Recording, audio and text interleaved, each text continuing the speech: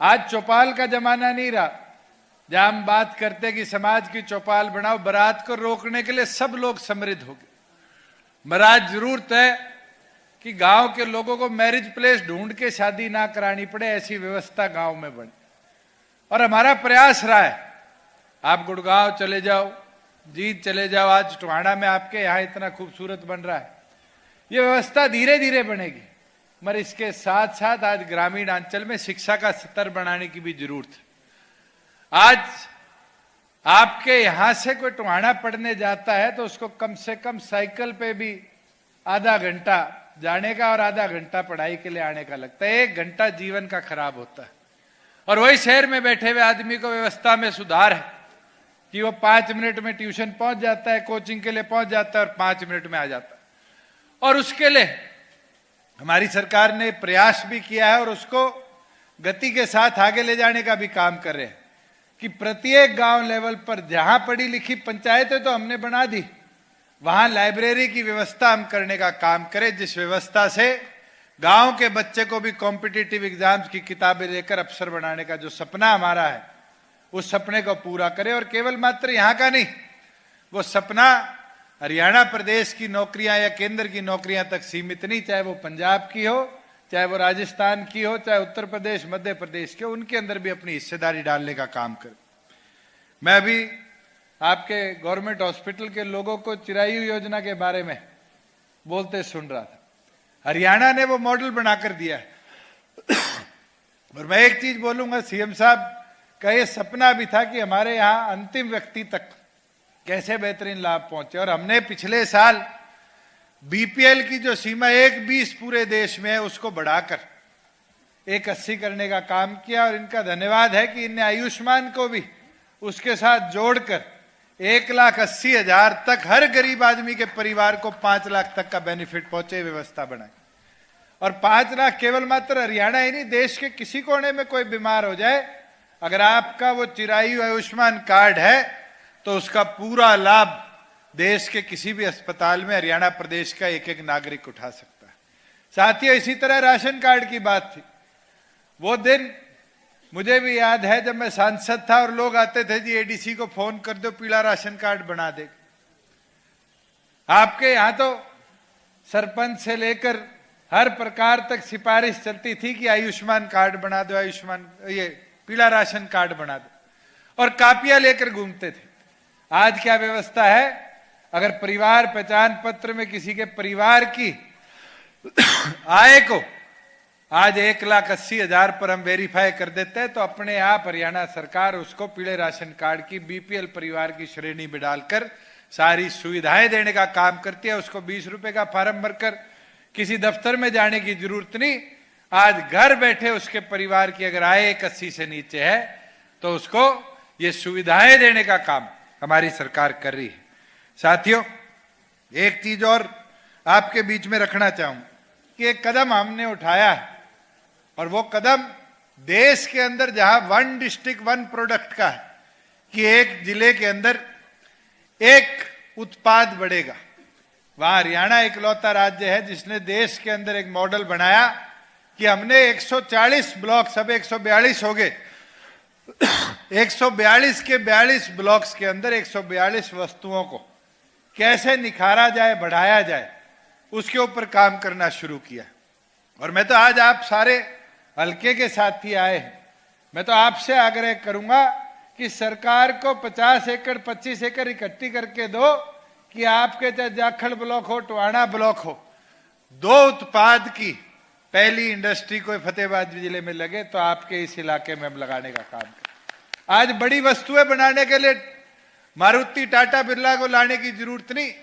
दिन प्रतिदिन गांव से चीजें उठ के शहरों की ओर जा रही है। मैं तो एक दिन उस पे देख रहा था अमेजोन पे, और अमेजोन पे लिखा हुआ था 140 रुपए में क्या चीज बेच रहे हैं, 100 गोसे। औरतों ने ये उत्पाद भी शुरू कर दिया, मगर वो एक स्टार्टअप है कि गांव के उत्पाद को कैसे मार्केट मिली, ये डिजिटलाइजेशन का फायदा। और पद्मा का भी ये सपना है कि हम common service centre, common packaging centre सरकार की तरफ से बना के, और आपका तो डी ब्लॉक में आता है, 85% तक इंफ्रास्ट्रक्चर कॉस्ट हरियाणा सरकार देगी, जो वहां पर खड़े होने के लिए प्लग एंड प्ले के अंदर इंडस्ट्री आएगी और इंडस्ट्री को एक सुनहरा अवसर देगी कि टोहाना से जाखड़ ब्लॉक से उठ के वस्तुएं और दिल्ली मुंबई नहीं विदेशों तक इन बड़ी बड़ी कंपनियों के माध्यम से हम भिजवाने का काम कर पाए। एक चीज और, जहां पहले हमारी फर्दों के लिए हमें जगह जगह घूमना पड़ता था, नकल लेना पड़ता था, 1.5 महीना पहले हमने केंद्र सरकार से एक सॉफ्टवेयर लिया और आज उस सॉफ्टवेयर का यह फायदा है कि अगर कोई अपनी फर्द हरियाणा के किसी भी जिले की निकालना चाहता है तो जमाबंदी की जो हमारी वेबसाइट है उस पर जाए और उसके बाद वेरिफिकेशन के लिए आपको किसी के हस्ताक्षर की जरूरत नहीं। आज तो यह हालत है कि हमारे पटवारी भी ओवरबर्डन्ड है, उनको ढूंढना पड़ता है कि कौन से गांव में है, क्योंकि उनके हल्के बड़े हो गए। आज उस व्यवस्था को डिजिटलाइज कर दिया गया कि आप ऑनलाइन जाकर डाउनलोड करोगे तो उसको क्यूआर कोड के साथ, डिजिटल साइन के साथ हमने वेरीफाई करने का काम किया और बैंक तक उसको वेरीफाई कर कर, सरकारी अफसर तक उसको वेरीफाई कर कर उसको डिजिटली पकड़ने का काम करेंगे। साथियों, इसी प्रकार से एक चीज अभी नापा जी भी कह रहे थे, जब बबली जी बोल रहे थे मारी रतिया टोहाना रोड, मैं तो सीएम साहब को कहूंगा, हाउस में तो हमने कह दिया था आज इसको अनाउंस कर जाओ, चाहे इसमें 50 लगे, चाहे 60 लगे, चाहे 70 करोड़ लगे, इस सड़क का निर्माण भी हमें जल्द से जल्द करवाना पड़ेगा, क्योंकि एक नहीं 2 विधायक हमारे इसके अंदर सहमत भी है और मुझे लगता है कि इस पूरे जंक्शन की कनेक्टिविटी को और बेहतर भी बनाएंगे। मगर मैं एक चीज आपकी संज्ञान में लाने का काम करूंगा कि केंद्र सरकार की जो कमेटी ऑन इंफ्रास्ट्रक्चर है, जिसको माननीय प्रधानमंत्री जी हेड करते हैं, उनने हमारा एक नया एक्सप्रेसवे को मंजूरी देने का काम किया है, जो सिरसा के डवाड़ी के चौटाला से शुरू होगा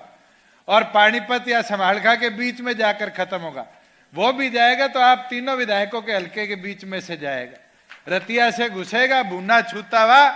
और आपके उकलाना होता हुआ और आगे पानीपत की तरफ जाएगा। तो आने वाले समय में आपको भी तैयारी करनी पड़ेगी कि इंडस्ट्रियलाइजेशन की ग्रोथ हमारे इस क्षेत्र के अंदर भी और बेहतर तरीके से होगी। और मैं तो अंत में इतना बोलूंगा कि साथियों, 2 साल पहले आपने यहां जब मैं आया, जब कहा कि विकास कराओ, हमें ताकत दो, ताकत तो सरकार ने दे दी, मंत्री भी बना दिया, विकास भी करा दिया, मगर आपकी जिम्मेवारी भी और बढ़ती, जिम्मेवारी कम नहीं होती और उस जिम्मेवारी को समझदारी के साथ निभाने का काम आपने करना है।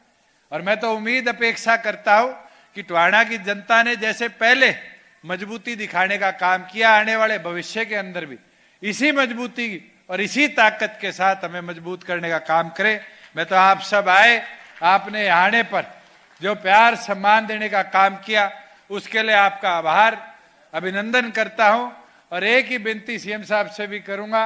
कि आज आप आए हो, इनने मांगे तो खूब रखी है, मगर एक चीज जरूर आज मांगों के साथ ये बताकर टोहाना को जाना कि जो विकास हमने कराया है, आने वाले समय में इसको और बेहतर तरीके से इनने संभाल के रखना है। हम तो इंफ्रास्ट्रक्चर बना देते हैं, उस इंफ्रास्ट्रक्चर को आगे कौन लेकर जाए, ये जिम्मेवारी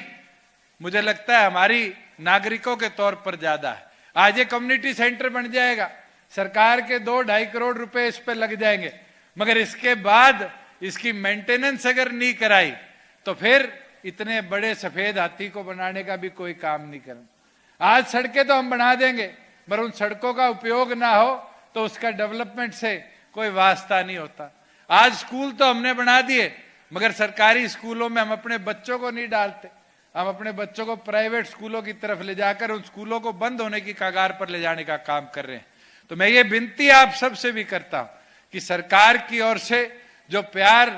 जो आपके यहाँ डेवलपमेंट करी जा रही है, उसको और बेहतर तरीके से ले जाने की जिम्मेवारी अगर किसी की साथियों है तो आप सबकी है। मैं तो पूर्ण सभी साथियों का जो मंच पर बैठे हैं, मैं 2-4 साथियों के नाम भूल गया, कुलजीत कुलडिया जी हमारे राष्ट्रीय सचिव भी बैठे हैं, मैं इनका भी अभिनंदन करता हूं और मैं उम्मीद करता हूं कि दोनों संगठनों ने जिस तरह मिलकर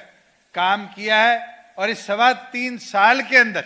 प्रदेश को उन्नति और प्रगति के पथ पर ले जाने का काम किया है, एक विजन दिया है, जिस विजन के अंदर चाहे वो जहाज को हिसार से ले जाकर दुनिया के अलग अलग कोनों से जोड़ने की बात हो, चाहे ग्लोबल सिटी के माध्यम से देश के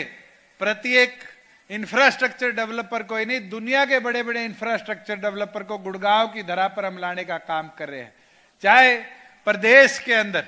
हमारी कुरुक्षेत्र की धरा को, इस पावन धरा को ऐतिहासिक बनाने का काम कर रहे हैं। मुझे लगता है कि आने वाले 1.25 साल भी इसी तरह प्रदेश को कैसे आगे ले जाने के विजन के साथ हम बढ़ रहे हैं। प्रदेश आज देश के मध्यम साइज राज्यों में प्राथमिक तौर पर गिना जाता है, मगर मैं ये विश्वास दिला देता हूं, जो हमारी सरकार का विजन है, जो हमारा विजन है, हम आने वाले भविष्य के अंदर हरियाणा प्रदेश को सभी राज्यों में पहले नंबर पर लाकर प्रगति के पथ पर चलाने का काम करेंगे। आप सब आए, आपने नेताजी सुभाष चंद्र जी बोस की आज जयंती पर जो इकट्ठा होकर